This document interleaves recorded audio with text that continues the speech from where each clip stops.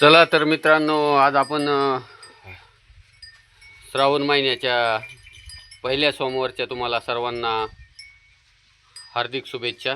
हे पहा, आता आपण एक गोमातेसाठी चाऱ्याची सुविधा केलेली आहे। हे बघा, ही नंदी आहे, ही गोमाता आहे। हो, हे पहा, ही चाऱ्याची सुविधा आहे। हे असं चारा आहे चालू आहे। हे बघा, इथे शेपूट तुटलंय, कान तुटलेत। हे बघा, जीवनामध्ये जीवन जगत असताना मित्रांनो, कुठेतरी पुण्य कर्म केलं पाहिजे।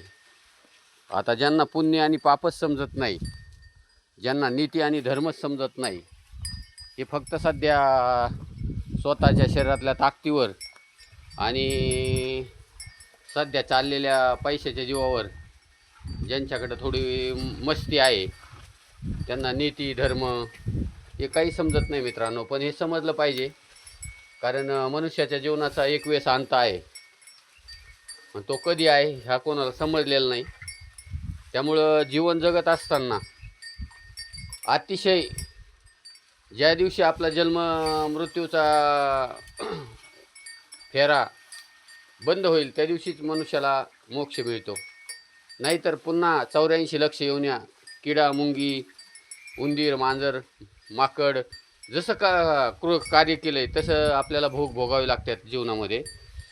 आणि ते जर भोग भोगायचे नसतील तर आपल्या जीवनामध्ये आपण मानव जीवनामध्ये आपण 84 लक्ष योनीचा जन्म फिरल्यानंतर एक वेळेस मानवाचा जन्म आपल्याला मिळतो। आणि त्या मानवाच्या जीवनामध्ये येऊन जर आपण सत्कार्य चांगलं कार्य नाही केलं, फक्त स्वतःचंच पाहिलं, तर मात्र आपल्याला 84 लक्ष येऊन फिरावंच लागतात।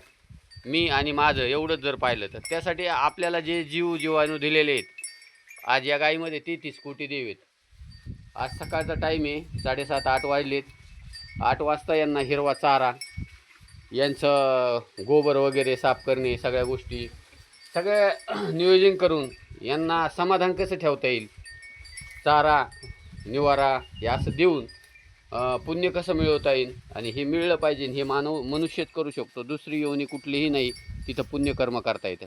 म्हणूनच तर भगवंताने आपल्याला एक वेळेस संधी दिलेली अशी 84 लक्ष योनी फिरल्यानंतर एक वेळेस जा बा पृथ्वी तलावर आणि काहीतरी तुम्ही पुण्य करून तुमच्या जीवनाचा उद्धार करा। पण तिथं आल्यानंतर मनुष्य चुकतो आणि संसाराच्या मोहात पडतो आणि सर्व काही विसरून फक्त संसार करून एक दिवस जातो, पण त्याला काही भेटत नाही। जय श्रीराम।